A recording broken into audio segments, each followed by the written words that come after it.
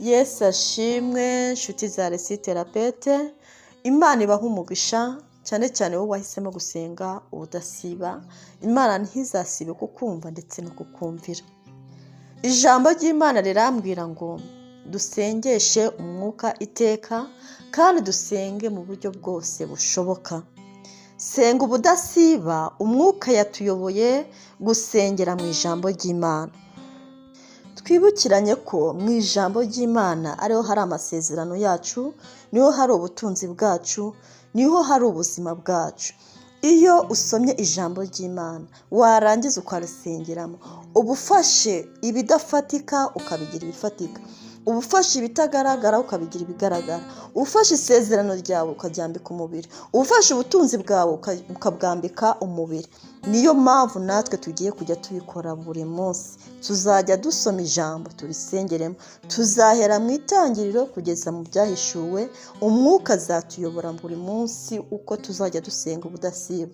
Ntuzasibe, ntuzacikwe no gusohorezwa amasezerano yawe yuzuye muri kino gitabo cya Bibiliya mu izina rya Yesu.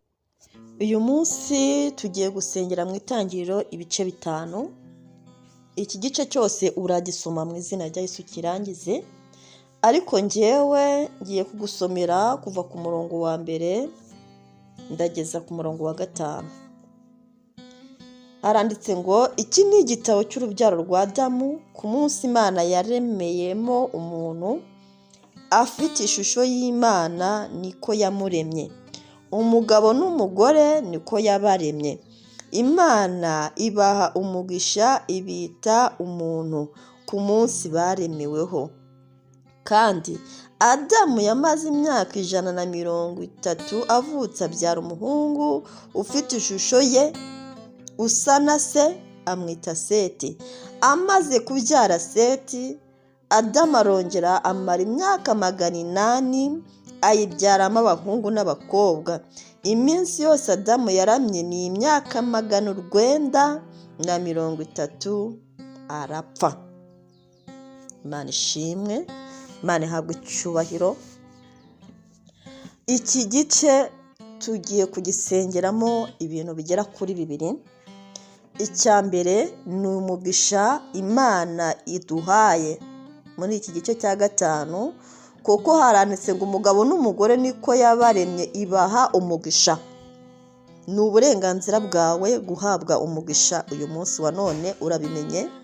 Ikindi turi busengeremo ni umwuka wo kuramba, kubaho igihe kirekire. Umugambi w'Imana kuri Adamu wari wo kuramba, kuko yamaze imyaka 930. Uyu ni umugisha Imana itanga. Ntabwo gupfa vuba, gupfa dukenyutse, gupfa tukiri bato ari umugambi w'Imana ku muntu. Niba umuntu wa mbere Imana yararamye iyi myaka yose, ni ukuvuga ngo natwe dufite uburenganzira bwo kurama tukamara imyaka myinshi ku isi. Turasengera ibyo bintu 2. Ikindi cya 3 hano uri busengere, barakomeza kutubwira urubyaro rwa Aburahamu, usengere n'abana bawe, usengere abagukomokaho, usengere n'igisekuru cyawe, usengere igisekuru cyawe. Ariko njyewe ndashaka kwibanda kuri uyu mugisha, umugisha Imana yahaye Adamu na Eva. Uyu mugisha tuwusengere mu izina rya Yesu. Ngo Imana yabaremye mu ishusho yayo, nuko twatangiye tuvuga, irangije ibaha umugisha ku munsi baremewemo.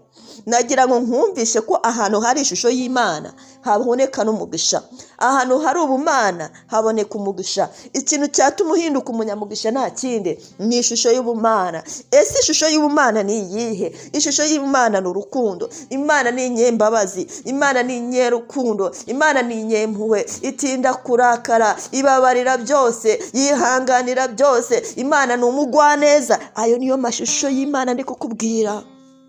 Mu gihe ishusho y'ubumana itarakwinjiramo, uri kure y'umugisha. Imana ihereza umugisha umuntu umaze kwambara ishusho yayo. Imana ihereza umugisha umuntu umaze guhinduka urukundo, agatanga urukundo. Umuntu umaze guhinduka umunyebambo, umunyempuhwe, akababarira byose. Umuntu umaze kugira ahantu hose akahabona ineza, agatanga ineza.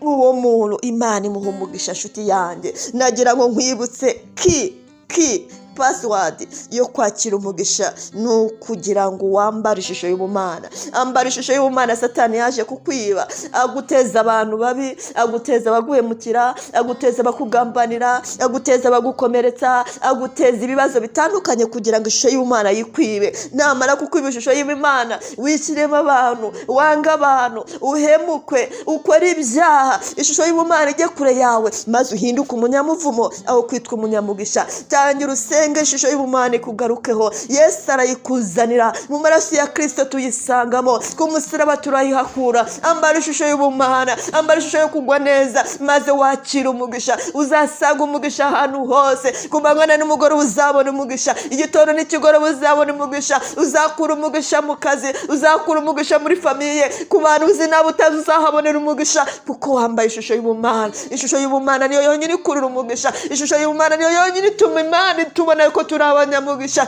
ndakwinginze gabana umugisha wawe uyu munsi wa none. Imana yacu ihabwa icyubahiro. reka dusengere icyo kintu, dusengere kwambara ubumana, dusengere kubona ibyiza ahantu hose tugeze, kuko Imana yacu niko ijya ibibona. igitubabarira ibyaha tutararangiza no gukora icyaha, Imana ikaba yatubabariye kubw'urukundo rwinshi idukunda. nawe igakubabarira, nawe igakubohoka, nawe igakugira neza, igakwitoza. itoze rwose, nubwo bigoye ariko byitoze. ndakwinginze byitoze kugira ngo umugisha nawe utangire ugufateho, utangire uhinduke umugisha mu bantu, mu izina rya Yesu wa Nazareti. Data ndagushimiye, Uwiteka Imana Nyiringabo ndagushimiye koko wandemye mu ishusho yawe. warakoze kundema mu bumana, warakoze kundema mu rukundo, warakoze kundema mu mbabazi, warakoze kundema mu neza, warakoze Kristo, warakoze Uwiteka Imana, warakoze gufata ubumana ukabushyira muri njyewe.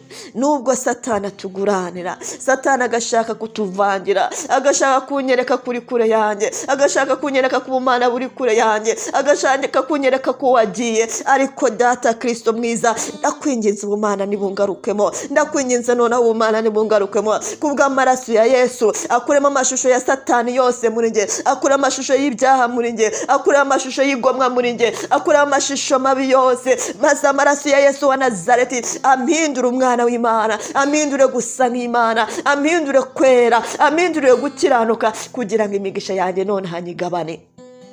imigisha yanjye none ndayigabanye kubwo kwera kw'Imana, kubw'amaraso ya Yesu ari ku buzima bwanjye. ndasa n'Imana, ameze nk'Imana. ndakurura imigisha yanjye, ndayihamagaye aho ndi hose, ndayisanga ahantu hose. Imana yarayiduhaye, n'uburenganzira bwanjye kuyakira. none ndakwakire wa mugisha wanjye we, umugisha w'amahirwe, umugisha w'ubukire, umugisha w'icyubahiro, umugisha wo kuramba, umugisha wo kubaho ngakomera, umugisha mu izina rya Kristo wo kugira ubuzima bwiza, umugisha wo gukundwa no gukunda, umugisha mu izina rya Kristo wo gukora ibintu byose bikemera. mu izina rya Kristo umugisha ndawakiriye. wa mugisha wanjye we ndakugabanye. aka kanya amenye kuri umugabane wanjye, naremwe kugira ngo mpabwe umugisha. Imana yanshyize mu isi kugira ngo mpinduke umugisha. mu izina rya Kristo umugisha wanjye w'umunsi none ahangaha ngeraho. wa mugisha wanjye we ngeraho, mu izina rya Kristo ngeraho none ahangaha aka kanya. undokarize mu izina rya Yesu. aho ngeze hose mabona umugisha, mu kazi nkora mabona umugisha, aho nkandagira mabona umugisha, aho nirirwa mabona umugisha, mu izina rya Kristo Yesu wa Nazareti, kuko Imana yanjye iri muri njyewe. Haleluya, haleluya.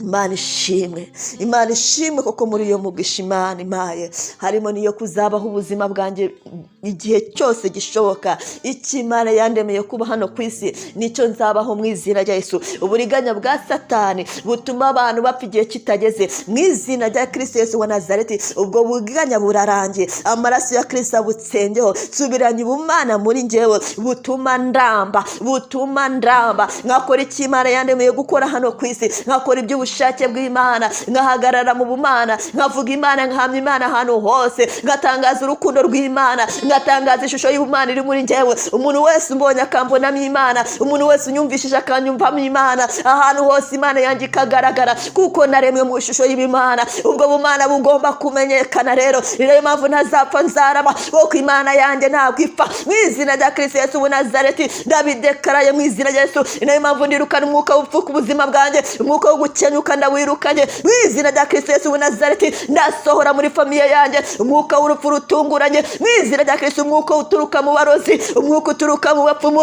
umwuka uturuka ku byaha mu izina rya Kristo. Amaraso ya Kristo urangize aka kanya. Ndatangaza ko ntazapfa nzarama. Kubw'ubushake bw'Imana nzakora iby'Imana, kubw'ubushake bw'Imana nzakora iby'Imana yantumye gukora ku isi, kubw'ishusho y'Imana iri muri njyewe mpindutse umunyamugisha mu izina rya Yesu Kristo wabambwe ku musaraba i Golgota. Haleluya, haleluya, amen, amen.